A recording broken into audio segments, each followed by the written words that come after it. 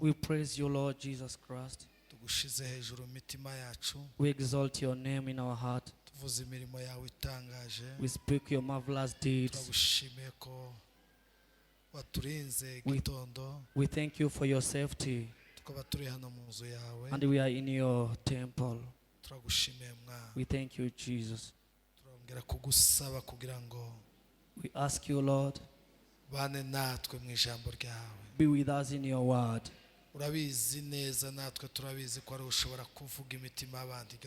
You know truly you are the one who speaks and you heal the hearts of people. You have the word which is the healing of the heart of people. You have the word that heals the mind of people. You have the word that heals the body of people. You have the word that feeds the flesh of the people. You have the word which is the wisdom. We thank you for your word. In the name of Jesus. Amen. Amen. Acha tupige Mungu wetu makofi.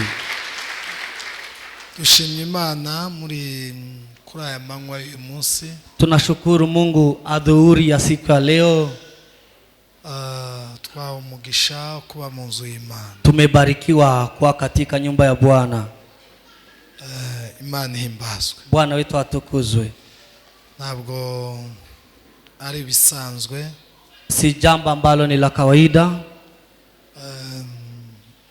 Imana idufashe kumva ico kintu. Mungu atubariki ili tuweze kuelewa jambo hili. Biragoye kumva ko twagira umugisha w'amateraniro kubera ko tuyahoramo. Ni vigumu kuelewa ya kwamba ni baraka kwa katika kongamano kwa sababu ni kawaida kwetu kwa katika kongamano. Umuntu uko aremye, vile ambavyo mwanadamu ameumbika, ikintu kimuhora imbere kirasanzwe. Kila ambacho kinaendelea kuwa kwa macho yake ama ni mazoea yake inakuwa ni kama kawaida kwake. Uzorebe y'umwaka urangiye, ukiona mwaka ukitamatika, abantu bagira amashimwe aremereye, watu ambao wanapata sifa zaidi na abantu wenda bagize nk'umwaka mu bitaro. Inawezekana ni wale ambao walikuwa na siku kadhaa wakiwa hospitali. Iyo bivuze abantu bose bumva nyine afite ikintu cyo kuvuga. Akishuhudia Mungu kwa mwisho wa mwaka, watu wanajisi ya kwamba huyu mtu ana sababu ya kumshukuru. N'umuntu moto yatere ngiri yahura n'amamodoka ntiyamukandagira, uwi akivuze nibwo abantu bumva ko nyine cyo yokivu. Mwingine akimshuhudia Mungu akiwa ameponyoka ajali, watu wanasikia kwamba huyo ana sababu ya kumshukuru. Ariko umuntu Imana yarinze ntiyagira n'akantu na kamwe kahaba. Bali yule ambaye Mungu amemulinda na haja kumbwa na shida yoyote kwa mwaka, urumva ni ufite amashimwe kuruta wabanje kunyura mu mapine y'imodoka. Ingelikuwa vyema yeye agundue ya kwamba ndiye ambaye ana sifa ama ana ushuhuda kuliko yule ambaye amekumbwa na shida. Ni nawe ukwiye kuba yatanga ituro rikomeye kubera ko nta yandi mafaranga adepanshije mu bitaro. Na ndiye ambaye anastahili kutoa sadaka kwa sababu yeye haja spend akiwa hospitalini. Ariko abantu ikintu kibahora imbere bumva ari gisanzwe. Bali watu wakiwa wamezoea kitu fulani wanajisi ya kwamba ni kawaida katika maisha. Imana idufashe kumva agaciro k'amateraniro. Mungu atupe kibali cha kuelewa kongamano. Ndagira ngo namwe byabaye muri Kenya mu gihe gishize, nafikiri ubwo corona bafunza akavuga ati nta materaniro abantu bose birigwe mu rugo. Hapa Kenya imeweza kutendeka wakati walitangaza kwamba kuna lockdown, hakuna maibada. Umuntu uza materaniro, mtu ambaye anajua maana ya kongamano, cyo kintu cara mwishe mu mutima. Jambo hilo la kufunga kongamano imeweza kumuumiza kiroho, kubera ko amateraniro ni ikintu kitari cha hano kwisi. Kwa sababu ibada ama kongamano si kitu cha hapa duniani peke yake. Ni ikintu kiva mu ijuru Imana ikakiduha. Ni kitu ambacho Mungu hutukabidhi sisi. Mu igihe duhawe amateraniro n'umugisha ukomeye. Tunapopata fursa ya kukongamana, hiyo ni baraka tele. Imana ihimbazwe. Mungu wetu atukuzwe. Imana ishimwe ko yaduhaye amateraniro. Bwana wetu apewe sifa kwa sababu tumekongamana. Nongera gushimira Imana ku buyobozi bw'itorero, na tunashukuru uongozi ama leadership ya kanisa kubera ko baduhaye umwanya kugira ngo tuze tubaramutse, tuganire, tusuzanye, turabavandimwe, turabakunda, muradukunda. Wametupea nafasi ya kuja hapa ili tuweze kushiriki na nyinyi, tuweze kuwa katika ibada. Mnatupenda na sisi tunawapenda hivyo hivyo. Abayobozi mwakoze cyane. Viongozi umefanya vyema. Namwe abakristo mwakoze cyane. Na nyinyi washirika mmefanya vyema. Reka dusome ijambo ry'Imana. Acha tusome neno la Mungu.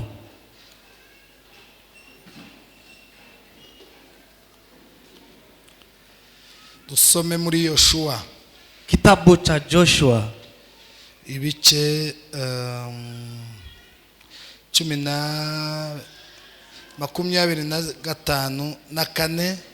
24 murongo wa 14 haya yake ya 14.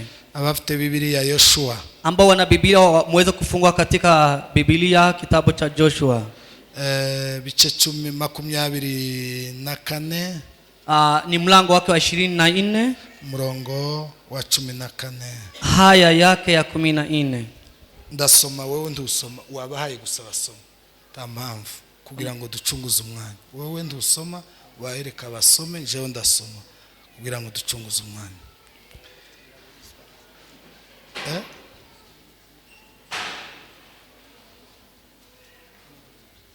Ora barangira gusaba soma. Sawa. Nuko noneho mwubaha Uwiteka, mumukorere mu by'ukuri, mutajyajya, kandi mukureho za mana basogokuruza banyu bakoreraga hakurya ya ruzi ngo muri Egiputa, muje mukorera Uwiteka. Kandi niba mutekereza yuko ari bibi gukorera Uwiteka, uyu munsi nimwitoranyirize uwo muzakorera, niba ari Imana. Uyu munsi nimwitoranyirize uwo muzakorera, niba ari izamana basogokuruza bakoreraga hakurya rwa ruzi, cyangwa Imana y'Abamori bene kino gihugu murimo. Ariko nje n'inzu yanje tuzakorera Uwiteka. Amen. Amen. Turaganira ijambo gitwa amahitamo. Tutazungumza neno lisemalo kuwa na chaguo. Guhitamo ama maamuzi, kuamua. Guhitamo, kuwa na uamuzi. amahitamo yawe, vile ambavyo unaweza kuamua.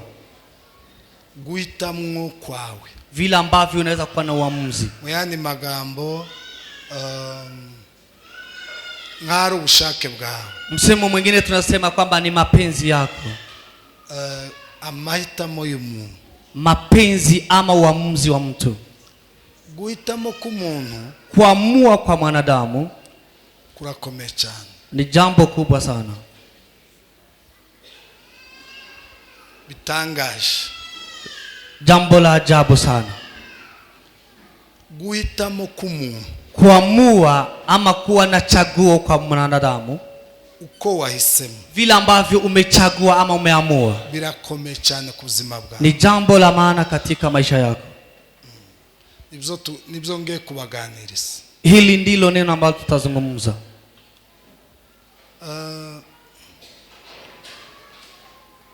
Umuntu wese waje hano, yeyote ambaye amekuja hapa, nuko yabihisemo, ni kwa sababu umechagua kuja hapa. Ntabwo abapasteri bafasha abapolisi ngo baje kubazana hano. Hakuna makarao ambao wametuma ili waweze kuwaleta hapa. Ahubwo bali nuko mwebwe mwabihisemo, ni kwa sababu ni mapenzi yenu kuja hapa. Kuba waje, kwa sababu umekuja, nuko wabihisemo, ni kwa sababu umechagua kuja hapa, nuko wabishatse, ni kwa sababu umependezwa. Iyo utabishaka, kama haungependezwa na kuja, kuba waje, haungelikuja. Ko bimeze, ni hivyo. Amahitamo y'umuntu, chaguo la mwanadamu.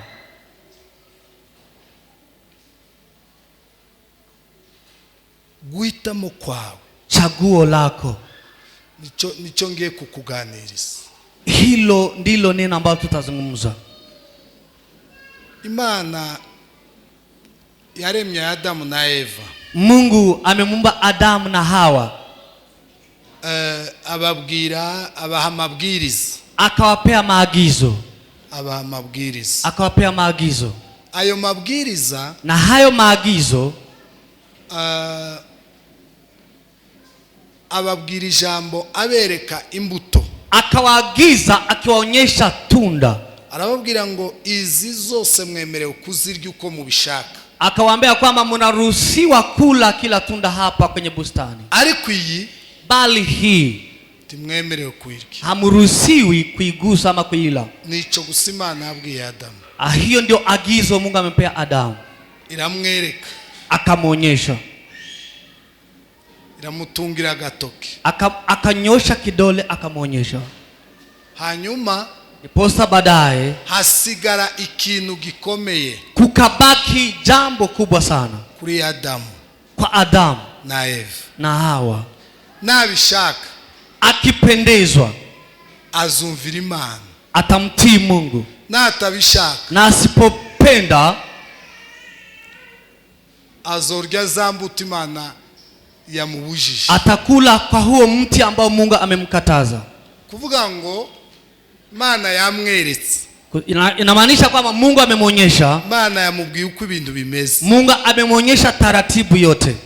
Hanyuma ibikorwa na kazi ama matendo, ibyo Adamu ari buhitemo, kila ambacho Adamu atachagua, nicho ari bukore, ndicho ambacho atatenda. Adamu aja Eva agiye gufata kumbuto inzoka imwoheje. Hawa alipokusudia kula kwa tunda, aliposhawishika na nyoka, ntabwo malaika yayisaza ngo aje gufata ukuboko kugira ngo, na malaika wa Mungu haja kuja kigafla ili aweze kumshika sikule kwa tunda hilo. Aya. La.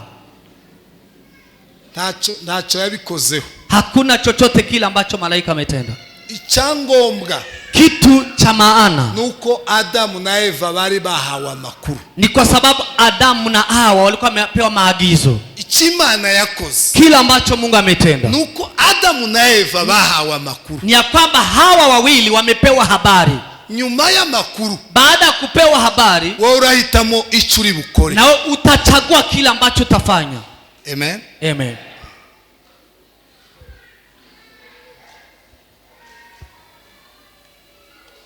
Kubera ko Imana itafashe ukuboko kwa Eva ntarya imbuto kwe. Kwa nini Mungu hajashika mkono wa Hawa ila asiweze kula kwa tunda hilo? Kubera iki? Kwa nini? Imana atugiriye nabi. Mungu tunaweza sema kwamba ametutendea vibaya. Tuvuge ko Imana atugiriye nabi kubera ko yaretse Eva gakora. Tuweze kumlaumu ya kwamba amemwachilia Hawa akaweza kukula kwa tunda hilo. Iyo tugiye mu byanditswe, tukiingia katika andiko, dusanga Imana yarabahaye amakuru. Tunapata Mungu akiwa amewapea habari ama maagizo. Hari Radio Rwanda igiye kuvuga amakuru. Rwanda TV ama radio ikikusudia kutangaza habari. Ya makuru yo kuri radio. Habari ambazo tunapata kwa radio. Habari ambazo mnasikiza kwenye radio. Kabla watangaze habari,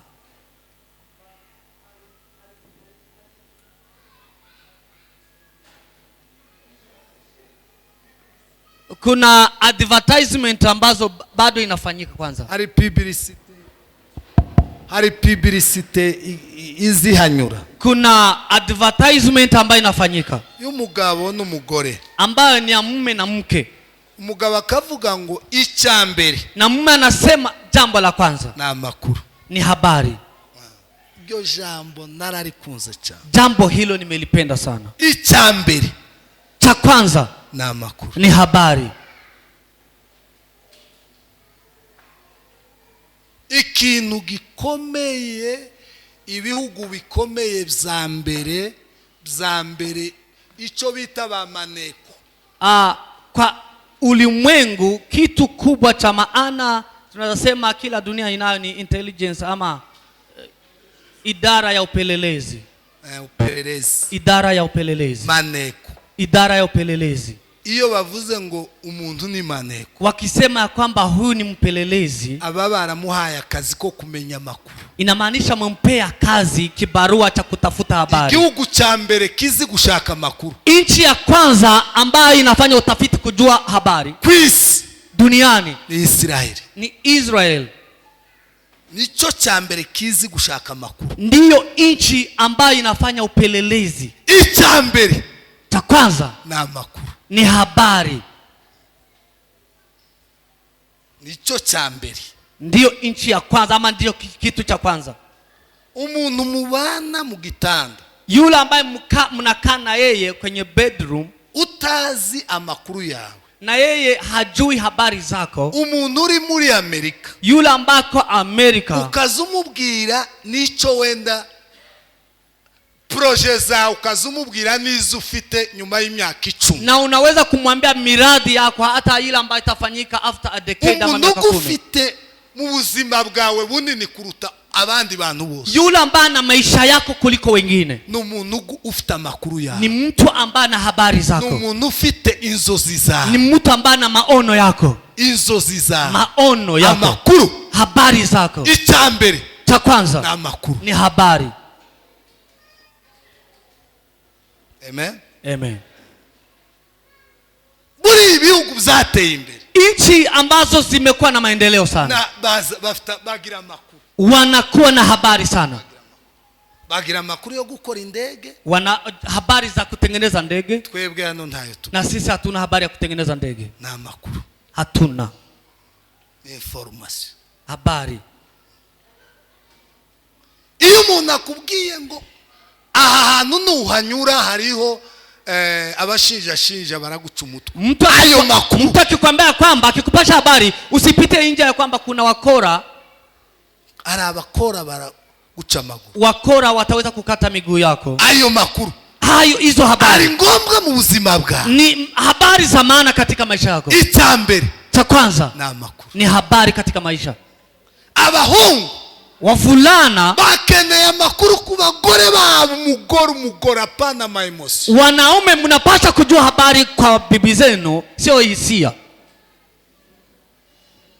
Abantu bazabwirwa amakuru bakarangara, watu wengine wanaambiwa habari na wanazubaa. Ndabaririye cyane, mimi naweza kuwalilia sana, bafite imbabazi nyinshi, ninawarehemu sana, ndabashugumira, naweza kutetemeka kwa sababu mbele yako hari ibyo wenda kugera, kuna vile ambavyo utavifikia, hari amakuru ugomba kumenya, kuna habari ambayo unapaswa kujua. Iyo utabizi, ukikosa kujua, ugwa mu gikundu kugapfa, unaanguka kwenye mtego ama kwenye shimo na unakufa. Niko bigenda, inakuanga hivyo. Icya mbere, jambo la kwanza na amakuru, ni kujua habari. Iyo umuntu ataza amakuru, ukiwa haujui habari, yisha mu muriro mukaga, unajiweka kwenye moto, kwenye hatari. Cya mbere, jambo la kwanza na amakuru, ni kujua habari. Ko bizabigenda. Umuntu waguze kano karabyo, yule ambaye amenunua maua haya, hari amakuru afite, kuna habari ambazo anazo kurusha umuntu utazi ugatekereza, zaidi ya yule ambaye hafikiri kuhusu maua. Umuntu ugira icyacumi mu mutwe, upanze neza icyacumi mu mutwe, mtu ambaye anazaka katika kichwa chake, hari amakuru afite, kuna habari anayo, kandi azamugirira umumaro, na tena itakuwa na manufaa katika maisha yake.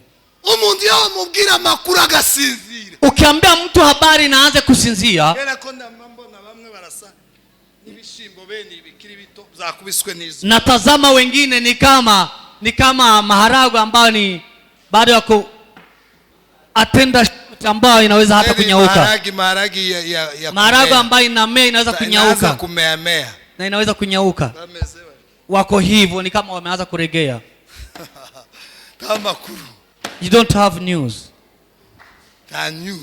Hamuna habari. Na habari ni ya maana. Ko bizabige.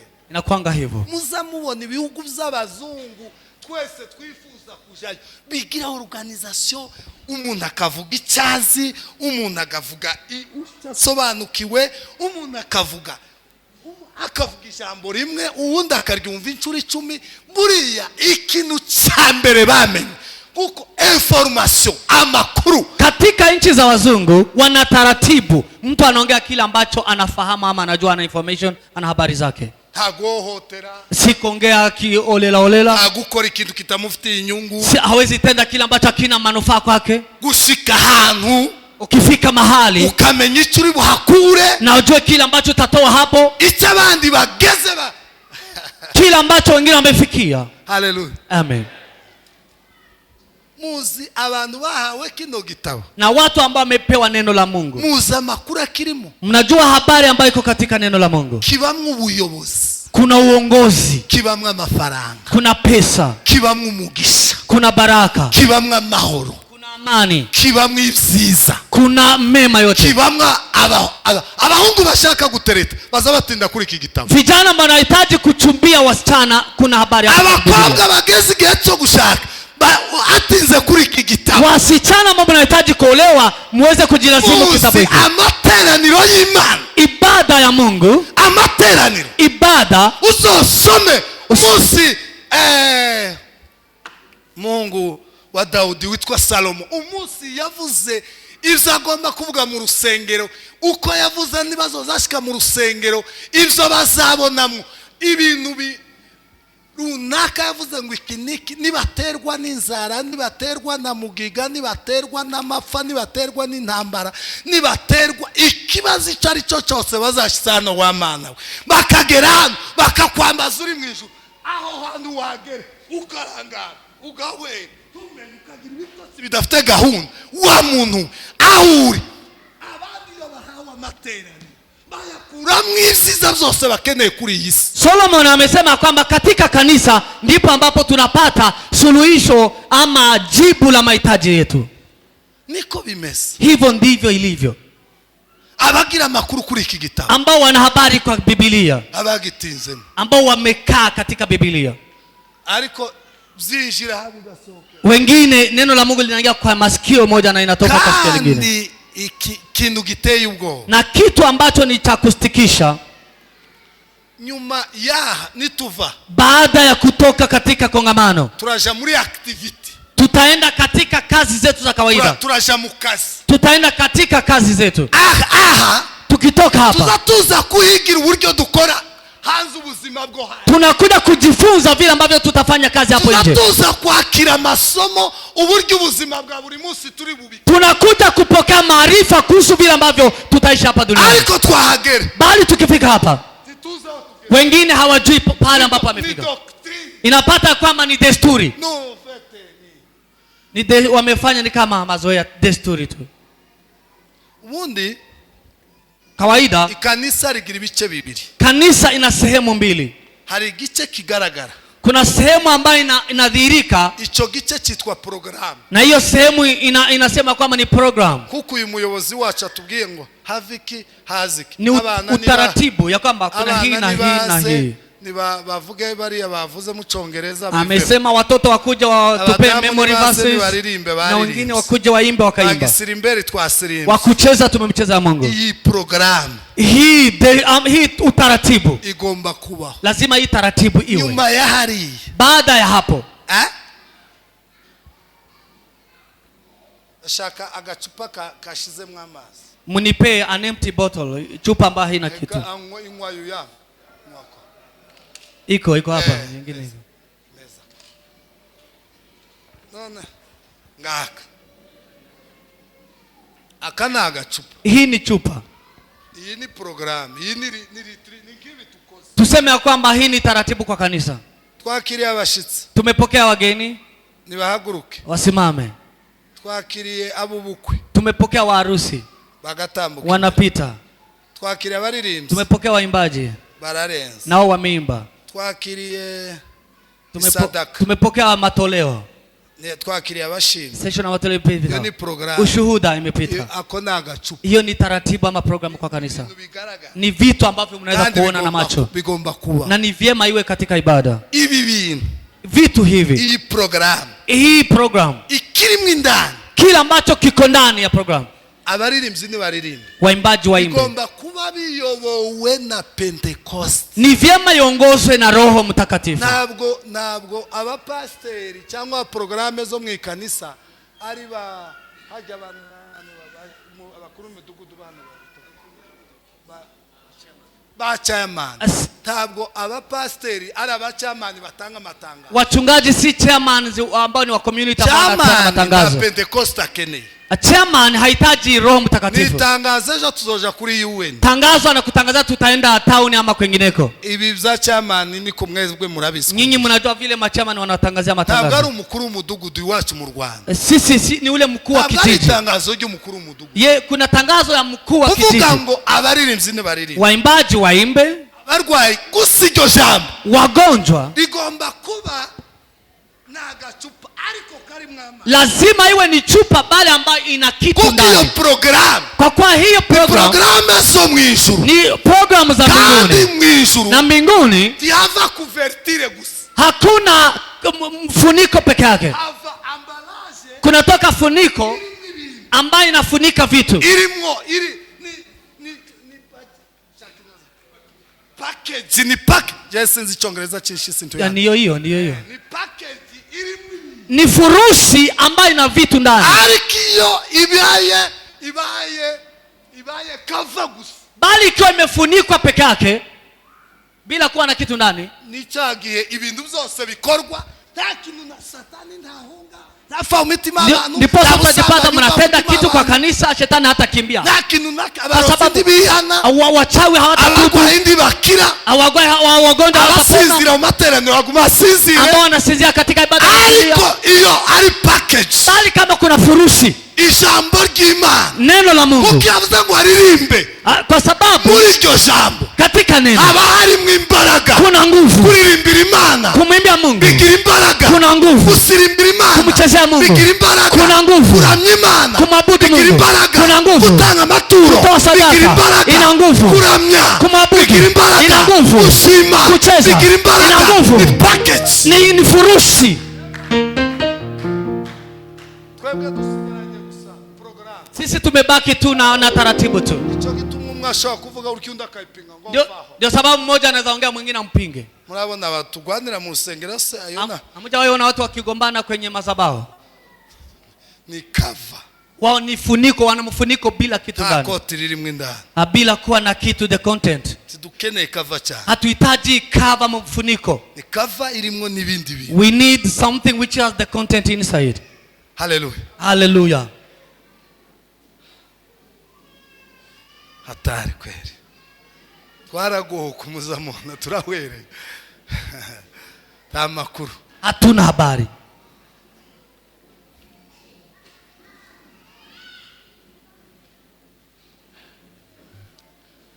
Kangaruke ku ijambo sosi. Acha nirudi kwa neno langu ili niweze kufika kwa tamati. Guhitamo. Kuchagua ama kuamua. Biri mu bushobozi bwawe. Imo katika uwezo wako. Biri mu bushake bwawe. Imo kwenye mapenzi yako.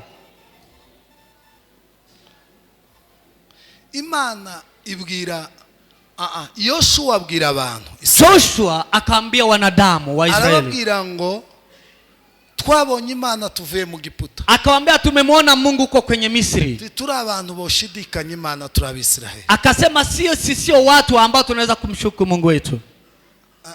Tunaweza gushidikanya Imana. Tunaweza kutokumwamini.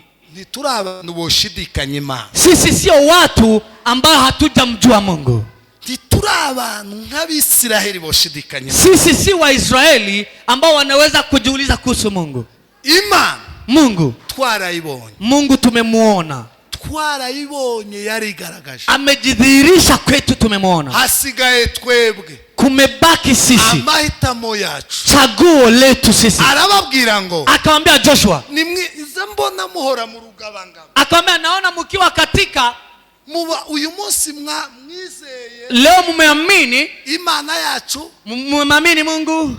hanyuma ejo nkabona mwagiye mu bigirwamana, na kesho nimewaona mkiabudu sanamu. Arababwira ngo, akawaambia haragezaho wakati umewadia yitiramo ili mchague nimba muzakorera Imana mwabo, na kama mtamtumikia Mungu cyangwa kama mtamtumikia ibigirwamana twasanze muri iki gihugu, miungu ambayo tumepata Misri. Niko bimeze. Hivyo ndivyo. Arababwira ngo, akawaambia jewe n'inzu yanjye, mimi na nyumba yangu tuzakorera Uwiteka, tutamtumikia Bwana. Ngaho aho ruzinga, hapo ndipo kuna jambo. jewe mbisemo, mimi nimechagua, mbisemo Imana, nimechagua kumtumikia Mungu. Nabonye ambaye nimemuona, mbisemo Imana, nimechagua Mungu. Nabonye chamwe inyanja, ambaye nimemuona akiona kupasua bahari, mbisemo Imana, nimechagua Mungu. Nabonye ikura amazi mu rutare, ambaye amepasua mwamba, mbisemo Imana, nimechagua Mungu. Nabonye ibirenge byacu bikurira mu inkweto ibirenge bigakura, ambaye nimemuona miguu yetu ikiendelea kukua kwenye viatu. Mbisemo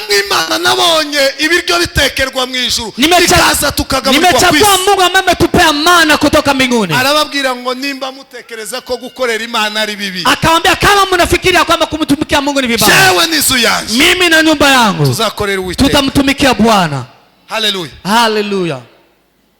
Jewe n'inzu yanjye, mimi na nyumba yangu tuzakorera Uwiteka, tutamtumikia Bwana. Mbisemo Imana, nimechagua kumtumikia Mungu. amahitamo yawe, ndio chaguo langu. bavandimwe, wandugu, umuntu abaho ibice bitatu. Mtu ana sehemu tatu. Umuntu harimwo hari ibice bitatu by'umuntu. Kuna sehemu tatu za mwanadamu. Umuntu yabayeho, mtu ameishi. Umuntu ntariho, na mtu hayupo akivuka, akiwa amezaliwa. Ntabwo wabayeho uvutse, hauja kuweko wakati ulizaliwa. Oya, la. Ntabwo umuntu yabayeho avutse. Mtu hajakuweko wakati wa kuzaliwa. Umuntu yabayeho mbere yuko avuka. Mtu amekuweko kabla azaliwe. Tiwabayeho umunsi papa na mama bawe bakubyaye. Hautakuweko wakati mama na baba amekuzaa. Oya, la. Wabayeho umunsi Imana yagutekereje. Umekuweko wakati Mungu ameweza kukufikira katika fikra zake. Umunsi Imana yagutekereje, when the Lord conceived about you, nibwo wabaye. when he predestined about you. Tiwabayeho umunsi wavuka. Haujakuwa siku ya kuzaliwa. Wabayeho umunsi Imana yagutekereje. Umekuwa wakati predestination ya Mungu imekuweko kwa maisha yako. Ndabisobanura. Nitaweza kutafsiri neno hili. Umuntu ikintu mbere yuko kibaho, kabla kitu kiweko, before something to happen, kirabaza kigatekerezwa. Inakuwa predestined. Mbere yuko uzahana, before you come in the church, watekereje kugomba kuzahana. You thought about coming to the church. Igikorwa kiri bube nyuma ya saa sita, na kazi ambayo itafanyika baada ya saa sita, cyabaje gutekerezwa mbere yuko gikorwa. Imefikiriwa baada kifanyike. Nuko system yubakitse. Before kifanyike ndivyo system imejengeka. Biblia ivuga ngo twaremwe mu shusho y'Imana. Biblia inasema tumeumba katika sura ya Mungu. Nukuvuga ngo Imana mbere yuko idushiraho umuntu avuka, inamaanisha before tuishi ama tuweko ama tuzaliwe, yabaje kudutekereza. Mungu kama kusudi yake ametufikiria, iragutekereza, akaweza kutuumba katika fikra zake. Imaze kugutekereza, baada ya kukufikiria, nibwo wavutse. Hapo ndiposa ukazaliwa. Ntabwo wabayeho uvutse. Haujazaliwa wakati wa kuzaliwa, wabayeho Imana umunsi yagutekereje. You were born when the Lord predestined about you. Aho niho hambere umuntu yabaye. Hapo ndipo umezaliwa kwanza. Amen. Amen. Wabayeho umunsi mama wawe yakubyaye. Hautakuweko wakati mama amekuzaa. Wabayeho umunsi Imana yagutekereje. Umekuweko wakati Mungu amepanga mpango wa kukuzaa. Igikorwa cyakurikiyeho, kitendo ambacho kimefuata, nibwo wabaye uvutse. Hapo ndipo umezaliwa. Abantu nibwo bakubonye, watu wakakuona. Ariko si hariya wabereyeho, bali haujaishi wakati aho wabereye bwa wakati hapo uliishi kwanza. Ni mu bitekerezo by'Imana, ni katika mpango wa Mungu. Aho niho hambere. Hapo ndipo kwanza. Kabiri, papili na hakwisi, ni hapa duniani. Musi wavutse. Hiyo ndio sehemu ya pili, hapa duniani wakati ulizaliwa. Na hapa kuri uyu mugabane, katika ardhi hii. Aha gatatu, sehemu ya tatu umunsi wasohotse ku isi, ni wakati utatoka duniani. Aya matangazo tweduhumuriza abantu, na haya matangazo kwa fariji watu, ngo umuntu kanaka yitavye Imana, famille bitavye Imana, fulani amekufa kwa familia fulani. Umuntu agira imiryango ibiri, mtu ana milango miwili. Umuryango wa mbere, mlango wa kwanza umuryango wo kuvuka, ni mlango wa kuzaliwa. Umuryango wa kabiri, mlango wa pili, ni umuryango wo gupfa. ni wa kufa. Iyo umuntu abayeho, ukizaliwa, igihe kiza kigera, wakati unawadia, akavaho na unakufa, agapfa, unakufa. ni kwisimezi. Hivyo ndivyo dunia ipo. Aha gatatu, sehemu ya tatu, na ahantu tuzoba tuvuye hano, ni ambapo tutaishi tukitoka hapa duniani. Nyuma yaha, baada ya kuisha hapa, hari ahandi, kuna kwengine tutaenda. Nyuma y'uyu mubiri, baada ya mwili, hari undi mubiri. kuna mwili mwingine. Nyuma y'iki gihugu, baada ya dunia hii, hari ikindi gihugu. kuna nchi nyingine. Nyuma y'ubu bwiza, baada ya utakatifu, hari ubundi bwiza. kuna utakatifu. Nyuma y'ubu buzima, baada ya maisha haya, hari ubundi buzima. kuna maisha mengine. Nyuma yaha, baada hapa, hari ahandi, kuna kwengine.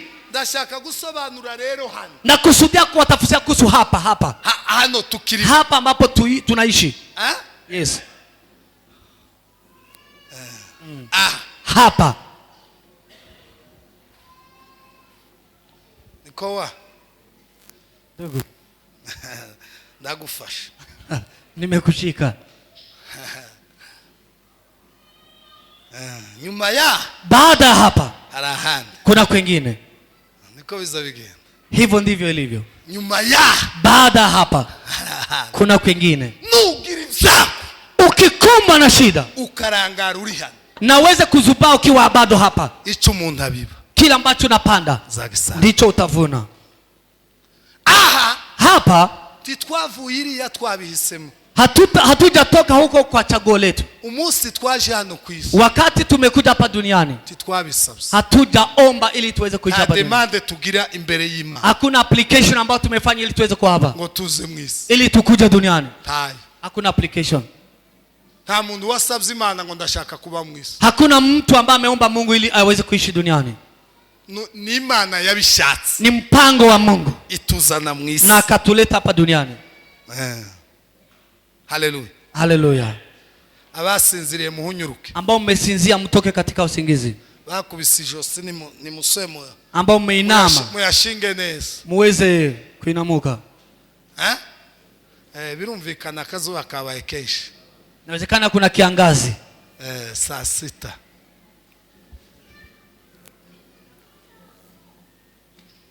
hano hapa, ntabwo twasabye Imana ngo tuze ku isi, hatujaomba Mungu ili tuweze kuwa hapa duniani. Aya, la. Ukumaye mumbona gutya, vile ambavyo mnanitazama, ukunsa, vile ambavyo nafanana, sinabise, mimi sijachagua kufanana hivi. Na ukumeze, na wewe vile ulivyo, tiwabise, sio chaguo lako. Ukumaye mumbona isura yanje, vile ambavyo sura yangu ilivyo. Uyu musatsi wanje wagize intege nke, na nywele yangu imekuwa na udhaifu. Ntabwo nigeze mbihitamo, sijachagua kutokuwa na nywele. Kuba ndi igitsina gabo, na kama mimi ni mwanaume, sinabise, si chaguo langu. La. Naravutse, nimezaliwa, sanga papa ni papa, nikapata baba ni baba, yitwa Ngabonziza, anaita Ngabonziza. Sanga mama, nikapata mama ni mama, yitwa Makurata, anaitwa Makurata. Navuke muri Nyarusanze kukabara, nimezaliwa huko nyumbani kijiji naitwa Kabara. Kukabara muco hagati, Kukabara huko niyo navuke, hapo ndipo nimezaliwa. Sijachagua, sinabisabye, sijaomba Mungu, sinasabye ngo nzavuga ikinyamurenge, sijaomba ili niongee kinyamulenge. Navutse gutya, nimezaliwa hivi, na masanga ni kuri ya nyine bimeze, nikajipata hivyo ndivyo ilivyo. Na wewe hivyo ko byagenze, vile ilivyo imekuwa kwa sasa. Abavutse bagasanga abavyeyi babo ni Abanyakenya, ambao wamezaliwa wakapata wazazi ni wa Kenya, tibabise, hawajachagua wao wenyewe. Abavutse bagasanga abavyeyi babo ni ba president, ambao wamepata wazazi wao ni maraisi, tibabise, hawajachagua. Abavutse bagasanga abavyeyi babo ni ba mayibobo, ambao wamepata wazazi ni street beggars ama mayibobo, tibabise, hawajachagua. Hariya mu Rwanda, huko Rwanda haba ahantu ntuye Kimironko, ambapo naishi huko Chimirongo, habaga umukobwa umusazi, nagakobwa kagasasi kasazi. Kuna msichana mwenda wazimu huko. Mwenda wazimu kabisa. Mwenda wazimu. Azayambara akajipu kagera. Huwa anavaa ka mini skirt ambako kanafika hapa. Akambara akakaju kagera. Na anavaa ka dress kakufika hapa. Kuvuga ngo iki cyose inamaanisha huko kote. Naga kanana kagera. Na hapa na ka mini skirt. Abafuta ka primus. Anachukua chupa la petit mixing. Anachukua chupa ya pombe kaba karimwo urugwago, ambapo kuna pombe nyingine wanatengeneza huko ya kienyeji. Azamaviri yepfo kwa nainzira kamazamuka, huwa anakuja barabara yote agashika mu Giporoso, na anafika kwingine huko Giporoso, agaso akamanuka na anarudi. Iminsi yenuko, siku zake ni hivyo, kwa sababu ni mwenda wazimu. Ubuche ngoje gureucha mbona karatwiti, siku nyingine nikapata ni mjamzito. Kuko iyo nkarebye numva umutima washubabaye, kwa sababu nikikatazama na jinsi uchungu. Musumwe mbona karatwiti, siku moja nikampata kona mimba. Tariko yemewe uko uyu muntu wagize ibi bintu gutya, na mimi nikasema huyu ambaye amemdunga mimba mtu ni mwenda wazimu. None basuye kumutaho uriya mu ruho, na ameweka ako na ball huyo mtu. Na iwe sinamutinzeo nawe ameze nkuri ya nyine. Nikasema hata huyo na yeye pia ni kama ni chokora kama huyo mama mwenda wazimu. Ngo bucu mwana ya mavu. Na mtoto akazaliwa. Abagira neza baramutoye. Wala ambao ni watu wema wakamsaidia. Baramutwara. Wakamchukua. Uyu mwana, huyu mtoto tiyabihisemo. Hakuchagua. Usanga nyina ari nyagasazi. Kupata mama yake ni mwenda wazimu. Tiyabihise. Hajachagua yeye. Yagiye kubona. Amejipata. Abona nyina n'umusa. Akajipata mama yake ni mwenda wazimu. Abandi wengine baza bagitwite wakiwa bado ni wajawazito, agasanga nyina ise ni ministre, anapata baba yake ni waziri, akamavuga ngo agiye kwipimisha mu Ubirigi, na anasema naenda kwenye clinic huko Belgium, Ubelgiji, kandi abaganga ni beza cyane na madaktari ni wazuri. Uzushika gutya kwa muganga umudamu bagiye kureba mundu uko bimeze, wakenda kufanya clinic, zamberekeza umugore iyo wanasindikiza bibi yangu abagabo barabizi, akiwa mjamzito na msindikiza ngosi, bafata bagashira ku nda y'umudamu, kuna ile scan ile ultrasound wanapima hapa, wanamwekea kitu, bakamabona bakamubwira tereka turebe mutima w'umwana, wanasema acha tuone kama moyo wake ina function vizuri, umutima umeze, kama moyo wake bado ina function, mwana ameze, ukamwona kana ko kariruka munda, na unaona mtoto akifanya movement kwa tumbo, ukamwona ana rotate kwa tumbo, ni kama ile chair ile picha ambayo inazunguka miko y'abakiri, rotating chair ambayo ina rotate, akama kazunguruka, na anaanza kuzunguka uko yagiye mu Ubirigi, na ameenda huko Belgium, cyangwa yagiye mu Bwongereza, ama ameenda huko UK, yaje kuvuka mtoto wa waziri akizaliwa, na anapata waziri amemwekea mtoto wake, kandi bagwanyije neza na neza, nimba ari umuhungu bagira ibyo bashira mu ibara, wana umukobwa bafite ibyo bashira, wanawekea watoto hizo vitu zao za kucheza nazo. Huyu mtoto sasa hajachagua, abavyeyi wazazi niko babi yasanze, ariko abavyeyi amepata wazazi wako hivyo. Mbabwire bavandimwe, acha niwaambie, hari ikintu tudahitamo, kuna kitu ambacho hatuchagui, hari ikintu duhitamo, kuna kile tunachagua, niko bimeze, vile ndivyo ilivyo.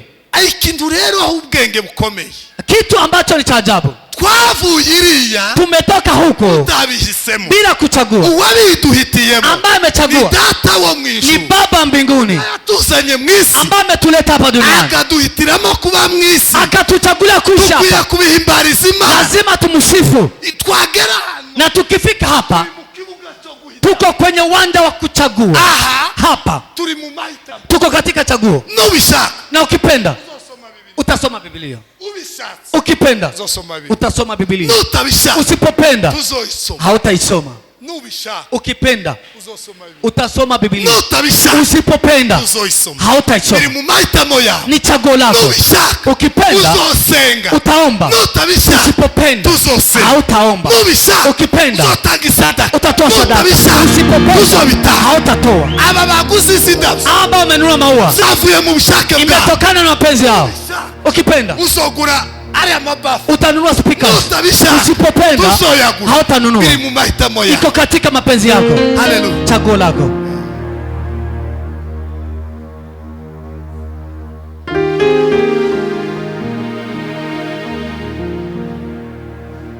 Niko mukipenda utasoma Biblia. Yeah. My name said ukipenda utaenda kuomba sio mchezo. Usipopenda iko katika chaguo lako. Wasichana mukipenda mtakuwa mkienda kwa chat kwa WhatsApp uweze kuangalia wasichana ambao wamepandisha miguu. Status ziko hivyo na uzi zote na uende kwa status za watu wa Kongo zote umalize. Uende status za huko Amerika uone ambao wamechanua hivi, ambao wamechanua hivi. Ukitoka hapo uje kuzimbuga zibiriyo uende kwa group ambazo ni za matanga. Ukipenda utasoma Biblia. Usipopenda hautasoma. Ukipenda utakuta kwenye morning service hautakuta. Ukipenda utatoa sadaka. Usipopenda hautatoa. Iko katika chaguo lako. Ukipenda usipopenda utakuwa mtu wa kiroho. Iko katika mapenzi ya chaguo lako. Hapa hii uwanja uko katika chaguo. Ukitaka utacheza, usipotaka utajikuta hivi.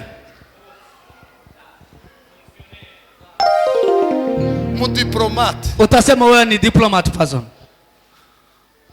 Nubishaka birakureba. Ukipenda kuhusu ili atwavuye huko ambapo tumetoka sitwabihisemo hatujachagua. Lakini hapa jawe nizu yanyu mimi na nyumba yangu bisemo jewe tutamtumikia Bwana. Na kama mnaona ukorera Imana ari bibi kumtumikia Mungu mbaya mwache sababu. Bali mimi Joshua aravuga ngo Joshua akasema Imana nabo mimi ambaye nimemuunga mkono Mungu ambaye nimeona ukitaka uzatanga ichachu utatoa fungu. Usipotupenda hautatoa. Ukitaka uzomenya barwaye utajua ugonjwa. Usipotaka iko katika chaguo lako. Ukitaka utakuwa unasinzia katika ibada. Uzawangoye energy. Utakuwa unakunywa energy drink ureke ili usisinzie. Hapa umuntu ukwiye kuba tayari nkigiye gufata imsi. Lazima uwe choni, uwe tayari, uwe rada. Cyangwa nga ukae ukiwa kama shepe barize president. Wewe ni kama wale ambao ni bodyguard wa rais. Uri yale ya kuri presidency. Ukiwa huko State House bodyguard hawezi sinzia. Inaweza fanyika kwa kanisa lakini nukutamenya ibanga ryo guhita. Na niko kutokujua siri ya kuchagua. Nobishaka ukichagua uzotanga itu utatoa sadaka. Notabishaka Usipopenda hautatoa. Nobishaka ukipenda utakuwa mwezi. Usipopenda utakuwa mtu mdhaifu kwa kanisa. Niko system hiyo. Hivyo ndivyo system hiyo. Ikikibuga turi mu mazi. Hiyo uwanja tuko katika chaguo. Hallelujah. Chaguo hapa ni chaguo. Hapa ndivyo ilivyo. Ukipenda utajenga hekalu. Na hii ceiling Bishop amesema vizuri. Ukipenda unaweza kuwa na mzigo wa kujenga ceiling ya kanisa.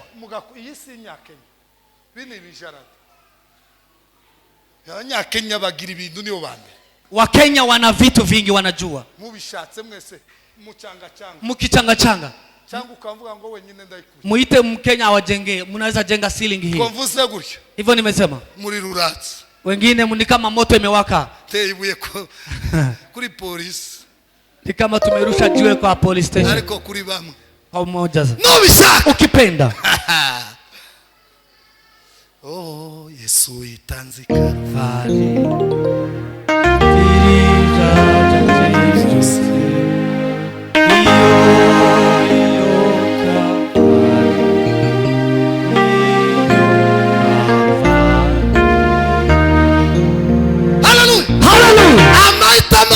Chaguo la mwanadamu. Imani zishikao. Mungu yeye Yohana anageuka. Kitu cha maana ametenda. Yaguhaya makuru. Amekupea habari. Na yeye chaguo. Aya makuru yakurikiza. Na habari lazima yafuate. Ijambo sorejeho. Neno la tamati nikitamatisha. Mumu kumuntu habo imiryango ibiri. Kwa mtu kuna milango miwili. Umuryango winjira. Kuna mlango wa kuingia. Umuryango winjira. Mlango wa kuingia. Umuryango wo kuvuka. Na mlango wa kuzaliwa. Umuryango usohoka. Na mlango wa kutoka. Umuryango wo gupfa. Ni mlango wa kufa. Umuntu azayinjira. Mtu ukiingia igihe kikagera. Na wakati unafika. Mtu anakufa. Nuba nurarenze. Ukiona umepita hapa. Urasohotse. Umetoka. Aho uzagera. Ambapo utaenda. Uzoba ufite amahitamo yo kugwa. Hautakuwa na chaguo lolote. Chitonderwa. Jambo la maana notice. Chitonderwa. Hiyo ni notice. Uzoba aratanza amatu. Ukiwa umetoa sadaka. Kuko ivyo wahisemo hano. Kila ambacho umechagua hapa. Nizosangiriya. Ndivyo utavipata huko. Ahantu turimo kugana. Hapa ambapo tunaelekea. Aho uyu munsi wahisemo. Ina depend na vile ambavyo umechagua leo. Niryo jambo soreje. Hilo ndilo neno la mwisho. Ubu nyine ivyo wahisemo. Vile ambavyo umechagua chaguo lako. Nyamutunzi. Yule ambaye ni tajiri. Ivyo yahisemo. Vile ambavyo alikuwa amechagua hapa duniani. Ivyo yahisemo kwisi. Tajiri yule ambaye vile ambavyo alikuwa amechagua. Ubwirasi. Ilikuwa ni kupandisha bega. N'ubwibone. Kiburi. Ngo Biblia iravuga muri Luka 16:19. Luka 16:29. Yahoraga yambaye. Yule tajiri alikuwa amevaa mavazi. Imyambaro myiza. Na anavaa mavazi mazuri. Ngo yibitare. Mavazi meupe. Imisi yose agahora damara. Na anaendelea kukaa kistarehe. Imisi yose agahora damara. Siku zake akiendelea kuwa kwenye starehe. Ngo buki. Siku moja arasohoka. Akatoka akakufa. Yarasohotse. Akatoka. Ngo asohoke. Alipotoka. Yamasanga abadayimoni baramutegereje. Akapata shetani na mapepo amemngojea. Kuko gani ivyo yahisemiriya. Kwa sababu yahisemo kutizera Kristo. Kwa sababu alikuwa amechagua kutokuamini Mungu. Yahisemo kudakorera Imana mu buzima. Amechagua kutokumtumikia Mungu. Yahisemo kukwinezeza. Amechagua kujivinjari katika maisha. Wasohoke. Alipotoka. Abadayimoni babaramwakira. Na mapepo akampokea huko kuzimuni. Na akampeleka. Bamushira mu ifuru. Akamweka kwenye moto, kwenye ziwa la moto. Mu bishito bene ibyo bigurumana. Wakaweka kwenye ziwa la moto. Bamushizemwo neza. Akawekwa huko. Bagumye aho papa. Baki hapo ndugu. Ndugu ugumye. Baki hapo ndugu. Aravuga ngo yo. Akasema ole. Wasinge ndagukegeza abona Lazaro. Akaona Lazarus. Ngo mu gituza cyabo. Akaona Lazaro kwenye kifua cha Abraham. Bari babana na Lazaro. Walikuwa wanaishi naye hapa. Yari umuvuzi wa Lazaro. Alikuwa ni jirani wa Lazaro. Lazaro yari umukene wake. Lazaro alikuwa ni fukara. Lazaro yizeye Yesu. Amemwamini Yesu. Amaze kwizera Yesu. Baada ya kuamini Yesu. Ngo asohoke. Alipotoka asanga grupe ya malaika. Akapata kikundi cha malaika. Wamutora. Wakamulaki, wakampeleka. Bamushira mu gituza cha Abraham. Wakamweka kwenye kifua cha Abraham. Bamwicaza. Akaketishwa. Baramwaticara. Wakamketi na upumzike. Mtu azayinjira. Mtu akiingia. Gacha gasohoka. Na siku nyingine unakufa. Nusohoka. Na ukikufa. Uzosohokera. Utatoka. Kwa vile ambavyo umechagua. Hari ibintu wahitamo uyu munsi. Kuna vile ambavyo unafanya leo. Niko byagenze. Hivyo ndivyo imetendeka. Uko mbabwiye igishito. Ibishito bashizemo Nyamutunzi. Kuni ambazo wameweza kuchoma ili waweze kuweka hiyo tajiri. Ukoga wowe sinkigushizemo. Na mimi sijakuweka kwa moto huu. Yoba nari nkiguteretsemo. Na kama ningelikuweka hapo. Yoba hano hari kapeti gehonomo. Kama ingelikuwa hapa kuwe na abanebwe bose genumu ndogo. Abanebwe bose bazwe. Wale ambao ni wadhaifu. Imana izi twebwe gatwa turebana. Ambao Mungu anajua sisi ambao hatujui. Akabanza akaimurazamo. Na waweze kulala kwa moto, kwa ziwa la moto. Abakabanza alale kwenye genumu kuzimuni ile ndogo, ile kuzimu ndogo. Ni furizi izishuha. Naweza kumweka kwa moto kidogo andende. Somo. Itakuwa ni funzo kwake. Ndio kumvika. Itakuwa ni funzo kwake. Ariko kubera ko mbivuze. Bali kwa sababu nimesema. Sija kuweka kwenye moto huyo. Itaingia na itoke. Ariko ndibisobanura ko haimaanisha kwamba ahantu urimo gusohokera ambapo unatokea aragutegereje. Kuna kitu inakungojea. Uso waisemukira. Kwa vile ambavyo umechagua kwa hapa. Mwimbzi wa ADEPR yaravuze. Kuna mwimbaji ameimba huko. Wahitamo neza. Akasema chagua vyema. Hitamo Yesu. Chagua Yesu. Na abandi. Na wengine. Na Satani. Shetani. Umubeshi. Ni anamdanganyifu. Hitamo Yesu. Chagua Yesu. nimukumva gaterime ki Rwanda akavuga ngo nta myaka 100. Kuna msemo huko Rwanda anasema hakuna miaka 100 ambao uko nayo hapo. Myaka 100. Hauna miaka 100 hapo. Ushakurye. Ukikusudia wende wache. Ujifanye vile utajifanya. Ubaka maprote. Ujenge magorofa na magorofa. Haja mzamuita maprote. Magorofa yes. Uyubake. Ujenge magorofa. Ukae kwa hizo gorofa. Hako uyu mukobwa nta myaka 100. Bali hauna miaka 100 hapa duniani. Hauna miaka 100. Kandi ga system ngene yubakitse mu muntu. Na vile system iko katika dunia.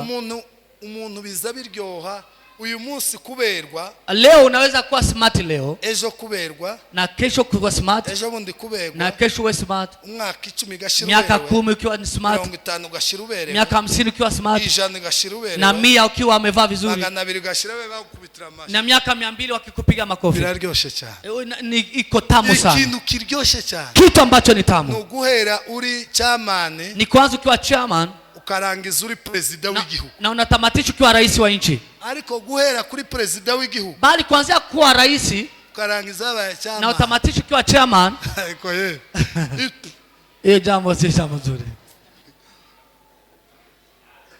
Kuwa president, kuwa rais, kamugenda umanuka na unaanza kushuka, ukaguma ukikonera, unashuka ngazi, ugasanga wabaye umukuru w'isibo, unajipata umekuwa mkuu wa kijiji.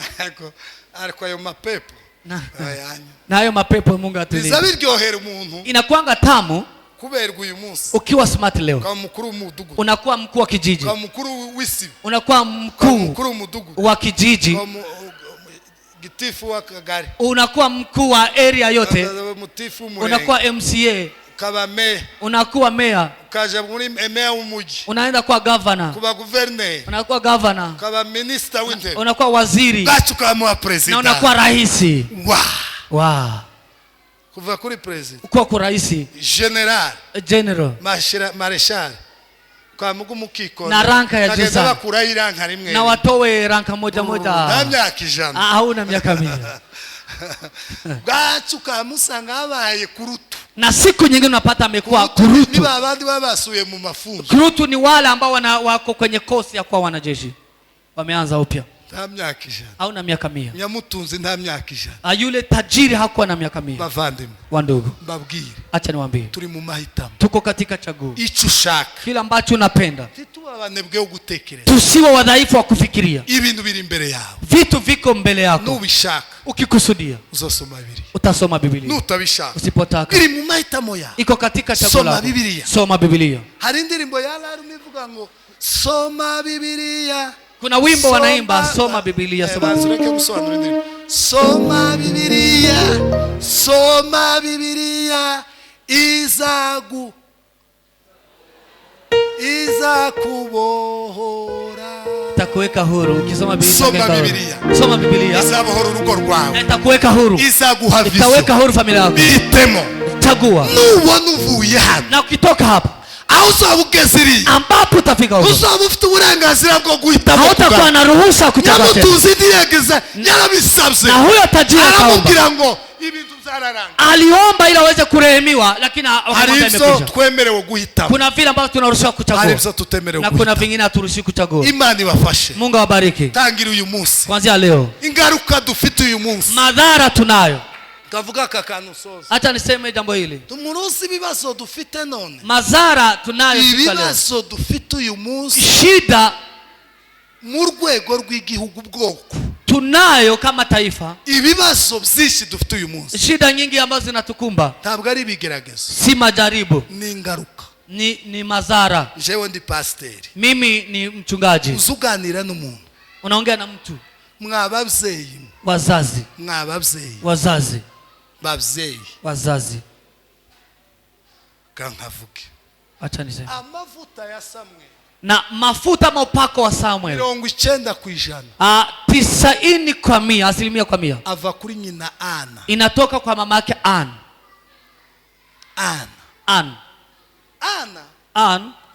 Yari umukiranzi.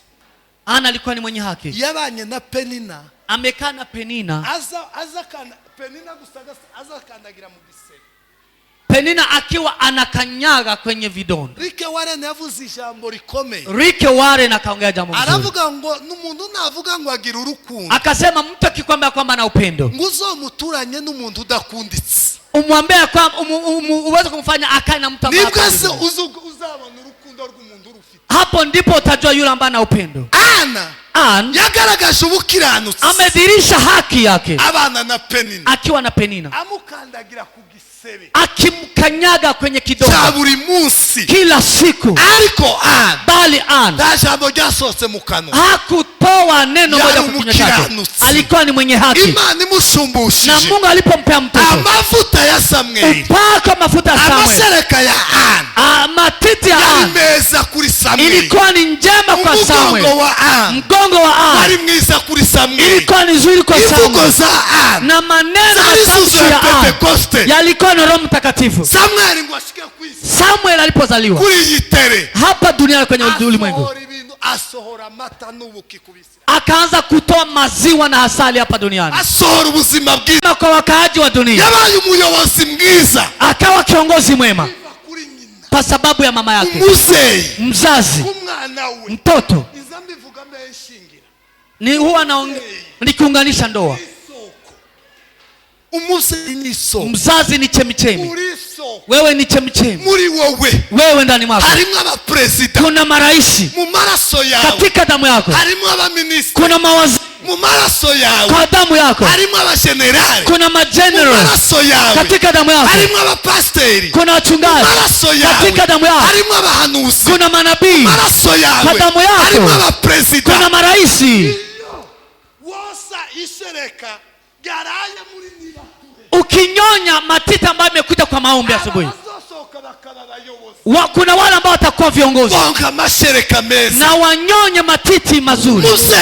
Mazazi mwenye mapepo, umelala nyuma ya watoto wengine na umesababisha watu waweze kuwa na mafarakano.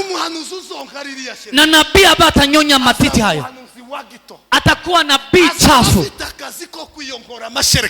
atakuwa na kazi ya kujiondoa kwa laana matiti ambayo amenyonywa.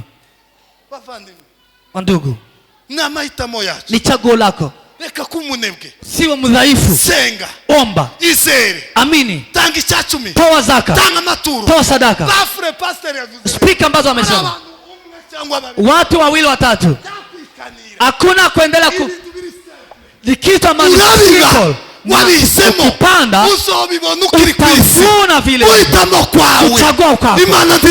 Mungu hataweza kujichanganya. Wewe utubu kuchagua utubu utoa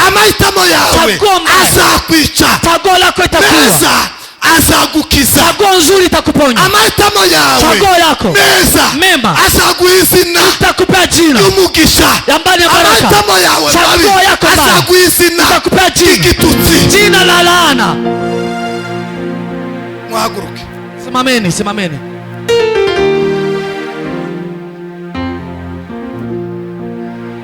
Turatsinzwe,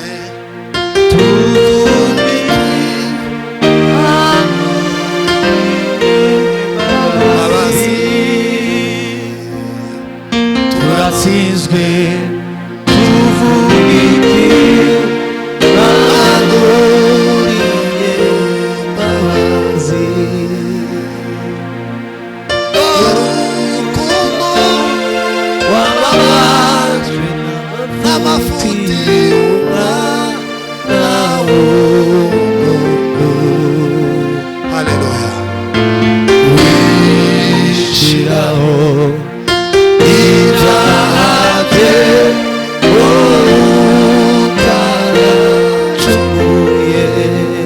washoboraga kutabyitaho, by'umunyabyaha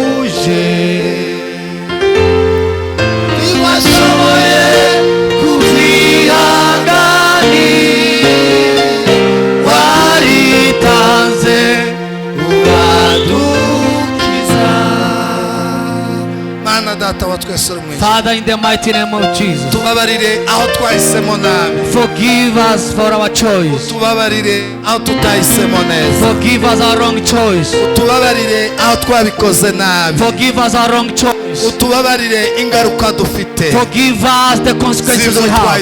We face for the wrong choice. Mwana w'intama w'Imana, Father, the Lamb of God, nasenze mu izina rya I Yesu, pray in the mighty name of Jesus. ugirire imbabazi, Be merciful to ugirire us. ubwoko bwacu imbabazi, Be merciful to our people. witamo nabi For a wrong choice, twatwishe, it has not killed us. twatubabaje, It has hurt us. twaduteye ibibazo, It has made us now twaduteye facing ingaruka the zikomeye. consequences, Lord. Ishimwe ni ryawe, Glory to you, God. tubabarire Mana, Forgive us, Lord. duheze guhitamo neza, Give us the nice choice, Lord. tukiri ku isi, While we are still in the tukiri world, mu isi yo while we are guhitamo, on earth, Lord, kuko nitumara kuva ku isi after leaving the world, tutazaba dufite we umugisha have no longer the wo blessing kongera guhitamo, of choosing ngo again. duhitemo neza, And let us choose duhe right. ubwenge bwo kumenya Give guhitamo. us the wisdom to know how to Ishimwe choose. n'icyubahiro Glory is yours, ni Lord. ibyawe Praise to none you, God, n'iteka ryose, forever amen. and ever, Lord.